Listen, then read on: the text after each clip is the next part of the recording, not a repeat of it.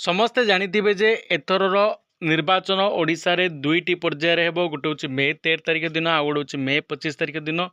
ତେଣୁ ଏହି ଭିଡ଼ିଓରେ ଆମେ ଆଜି ଦେଖିବା ଗଞ୍ଜାମ ଜିଲ୍ଲାର 13ଟି MLA ପ୍ରାର୍ଥୀ, ବିଜେଡ଼ି MLA ପ୍ରାର୍ଥୀ ଯେଉଁମାନେ କି ଏଥର ମଇଦାନରେ ଓହ୍ଲାଇବେ ଓ ନିର୍ବାଚନ ଲଢ଼ିବେ, ସେମାନଙ୍କର ଗୋଟି ଗୋଟି କରି ନାଁ କହିବି ଏହି ଭିଡ଼ିଓରେ। ତେଣୁ ଭିଡ଼ିଓଟିକୁ ନିହାତି ଶେଷ ପର୍ଯ୍ୟନ୍ତ ଦେଖନ୍ତୁ ଓ ଚ୍ୟାନେଲକୁ ଯଦି ପ୍ରଥମ ଥର ଆସୁଛନ୍ତି ତେବେ ଚ୍ୟାନେଲଟିକୁ ନିହାତି ସବସ୍କ୍ରାଇବ୍ କରିକି ପାଖରେ ଥିବା ବେଲ୍ ଆଇକନ୍ଟିକୁ ପ୍ରେସ୍ କରିଦିଅନ୍ତୁ।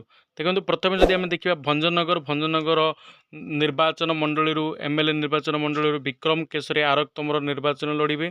2 ହେଉଛି ପଲସରାରୁ ଶ୍ରୀକାନ୍ତ ସାହୁ। 3 ହେଉଛି କବିସୂର୍ଯ୍ୟନଗରରୁ ଲତିକା ପ୍ରଧାନ। 4 ଛତ୍ରପୁରରୁ ସୁଭାଷ ଚନ୍ଦ୍ର ବେହେରା। 5 ସୋରଡ଼ାରୁ ସଂଘମିତ୍ର ସ୍ୱାଇଁ। ହିଞ୍ଜିଳିରୁ ନବୀନ ପଟ୍ଟନାୟକ।